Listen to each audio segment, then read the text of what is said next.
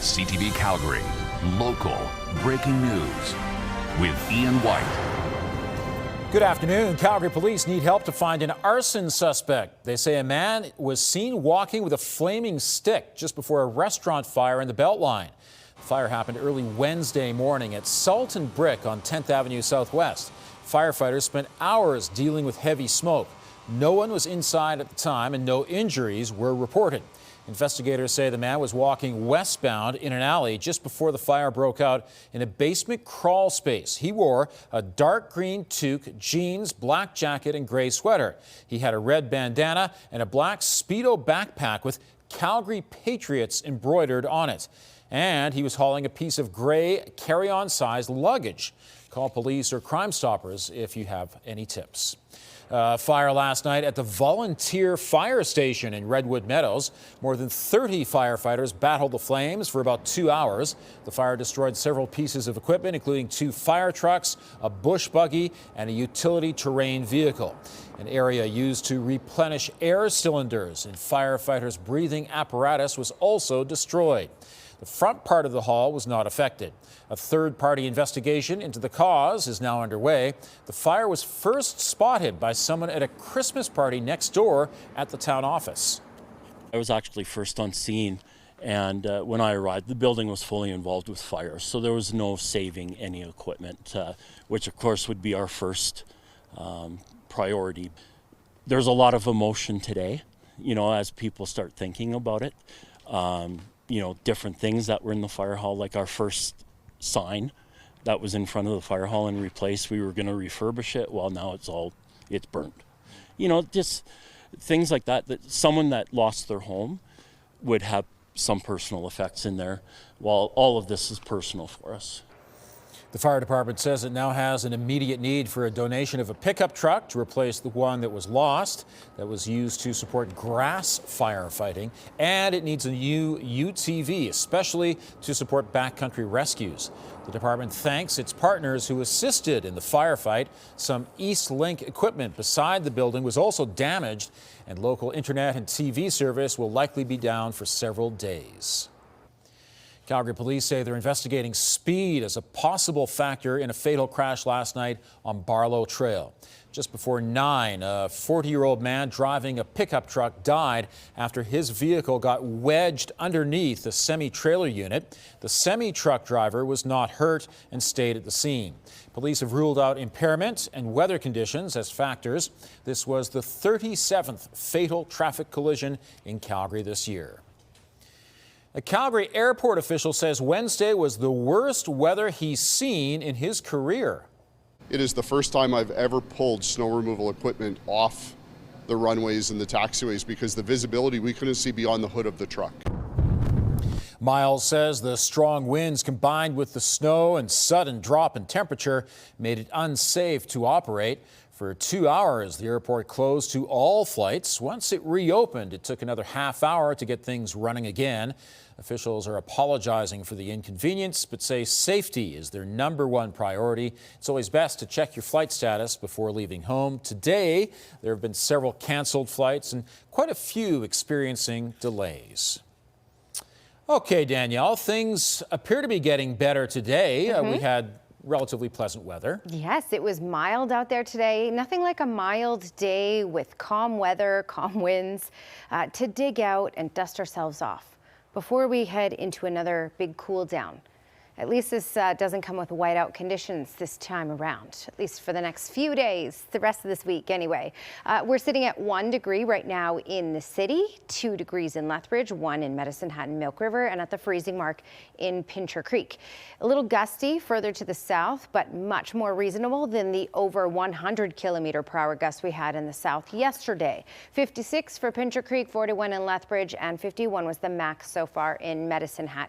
It will continue to be windy in the south and really for the next couple of hours, quieting down late tonight. It looks like from this radar that there's a lot of snowfall on the way. But the mountains are actually going to keep a lot of that off to the west. We will have snow in the mountains, but it shouldn't make its way further east. really Highway 2, QE2, not going to see any snowfall other than we may see an isolated flurry, but nothing significant. All right, I'll show you that in hour by hour here. And as you can see, really just snow for the mountains. Pinder Creek will see some of this. Banff will likely see some of this, especially higher elevations. And then really as we get in through the next, this is really just tomorrow. We'll have some cloudy periods at times. The wind should be relatively calm for most communities at times, but still a little breezy in the south. All right, next 24 hours in the city, 0 for the evening hours. We're looking at gusts 40 kilometers per hour. So the winds are going to intensify a little bit as we go through the evening hours and then die down in the overnight hours.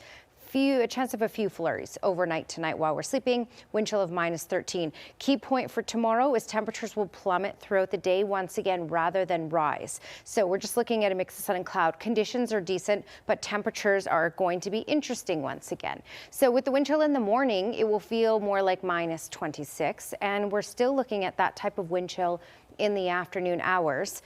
So it will be a cold one, but the base temperature will actually cool down throughout the day. Now, when I show you this, -2 is our daytime high. That's deceiving. -2 will be at about 1 in the morning. And then from there, we'll just continue to cool down throughout the day. So dropping temperatures throughout the day, but decent conditions with a mix of sun and cloud. And then we're looking at temperatures cooling again for Saturday. So Saturday, just a high of -16, Sunday -13, and Monday will be the coolest of them all, at least for the next 5 days, with a daytime high in the -20s. Thank you, Danielle. An explosion at the Tabor Arena has caused significant damage to the building. The town providing video showing damage to the walls, roof, and gas lines. The explosion happened Wednesday afternoon in the Zamboni area. The arena, curling club, auditorium, and swimming pool have been closed and will remain that way indefinitely. Officials say everyone managed to get out of the facility unharmed. There was a dozen people within the facility, but they were far enough away from the area of blast that nobody was injured at that time. And we have had no reported injuries from anyone. So very safe, and it's miraculous and a miracle that nobody was in this building at that time. At this stage, we do not yet know when or if the ice surfaces or curling rink will be usable for the remainder of the season. Those determinations depend entirely on the results of the ongoing structural, mechanical, and safety assessments. The cause of the explosion is still under investigation. The Prime Minister met virtually with Canada's premiers today. It's the first time Mark Carney has met with the group since Ottawa signed a memorandum of understanding with Alberta for a new oil pipeline. It's a deal that's stirring up tensions with other provinces, especially British Columbia. Mark Villani has more on the discussions, which also focused on U.S. trade issues.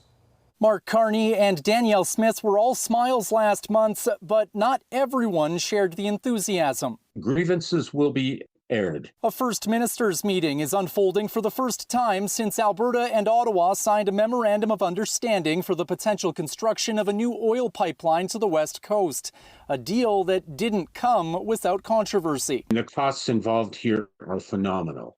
You have Indigenous issues. You have local communities that don't want it. You have environmentalists who are much opposed. One of those opponents is David Eby. The Premier of British Columbia was tongue-in-cheek this week, joking that his kids were attempting to make him buy a series of overly expensive Christmas gifts. They think they have a loophole. They've suggested that they enter into an MOU with Santa to be able to achieve what they're hoping for. And while questions grow over how this could affect Liberal seats in the West, some say Carney is hoping to appeal to Canadians looking for a stronger economy. But even if he gets people who think that it's going to work, that might buy him a bit of leeway. Beyond energy, Carney is also dealing with more crippling threats of U.S. tariffs. If the U.S. wanted to sit down this weekend, we could sit down this weekend and hammer out a sectoral deal. I'm confident of that. Confident in future discussions, but perhaps not as much in the result of anti-U.S. tariff ads put out by Ontario's premier that escalated tensions. Well, number one, that was the best ad that's ever been run, 12.4 billion views. We've lost 60 to 70% of our sales. But Alberta businesses say they've been through enough, pleading for Ottawa to find a solution sooner than later. I hope they come up with a good plan, but you're relying on the U.S. to agree to everything we're asking for, which is not always so easy. And Mark joins us with more. So, Mark, this year-end meeting likely sets the tone for a busy and politically sensitive year ahead. Yeah, that's right, Ian. Political experts I spoke with today say the meeting is unlikely to produce any sort of immediate breakthrough over these political disputes between provinces, but there's plenty of big economic implications, especially over trade between Canada, U.S., and Mexico. That formal agreement is expected to continue with negotiations next year, as well as continued debate over energy infrastructure and growing pressure to protect Canada's economy from U.S. volatility. Now, Mark Carney says a U.S.-Canada trade deal is unlikely soon, although he is remaining optimistic. We also reached out today to Alberta Premier Danielle Smith to get her take on how this meeting unfolded. We've yet to receive a response back. Ian. Mark, thanks very much. The province has raised the cost of filing a citizen initiative petition significantly. The fee has gone from $500 to $25,000, and fundraising to cover those costs is now prohibited. The amendments were approved last night. The changes are not retroactive, so don't apply to existing petitions. Alberta's opposition party says it's concerning the UCP government keeps changing the rules of the game as they go. The changes do not apply to recall petitions, which fall under a different act. Calgary's mayor says the new council's first 50 days is delivering on real and meaningful change. For the first time in recent memory, we have a council truly committed to collaboration, and that collaboration is already producing results. This is the kind of governance that Calgarians have been craving for a long time, and we have collectively as a team delivered. Jeremy Farkas highlighted several milestones, including lowering the property tax increase, boosting public safety, and making critical investments in transit, along with community and recreation facilities. He says the course correction on housing has begun with the start of the blanket rezoning repeal, adding affordable housing will remain a priority. The mayor says by working as a team, council is ensuring a brighter future for Calgary. The Calgary Drop-In Centre is trying to raise $2 million to make up for shortfalls in grants and government funding. It's also hoping to establish some new programming. To raise awareness, it's produced a short video based on everyday realities at the shelter. Kevin Fleming reports. The main character in the film is Jamie, who finds himself without a home and battling addiction. The story is a result of input from staff and clients with lived experience. It's called I Want to Come Home. Kurt Blind spent time on the streets of Vancouver, but that was 30 years ago. Now he's the cultural liaison at the Calgary Drop-In Centre. He says the film was emotional for him. It was a deeply moving piece for me, as I had a client and they didn't go home. They didn't make it home. And so it just really hit me in a different way. Blind says in many cases the public doesn't put a face or name to the less fortunate they see on the streets, and this film does that. It speaks to not only the support that we are providing, but also to that really, really human story. Right now, the Drop-In Centre is making close to 3,000 meals a day, and like everyone else, it's seeing an increase in the price of groceries, but here it's to a tune of $1 million. Sandra Clarkson says the shelter launched a $2 million fundraising campaign on Giving Tuesday to make up those food costs, but also to create new programming. One of the great things about the Calgary Drop-In Centre is we are not a status quo agency, and we know we need to keep trying different things in order to best serve the people that need our supports. Clarkson is hopeful that the short film strikes a chord in Calgarians that leads to donations. Homelessness does not discriminate, and so I think that's part of the message that we wanted to portray with that film, is that it can happen to anybody. Kevin Fleming, CTV News, Calgary. And the Drop-In Centre hopes to reach its fundraising goal by the end of January. Click on the links in our web story for more information. A familiar face rang the bells on behalf of the Salvation Army today at Chinook Centre. That's Stampeders head coach Dave Dickinson joining forces with the Salvation Army for their Christmas Kettle campaign. Dickinson says he and his family like to do something for charity each Christmas, and he's always impressed by how much the Salvation Army does.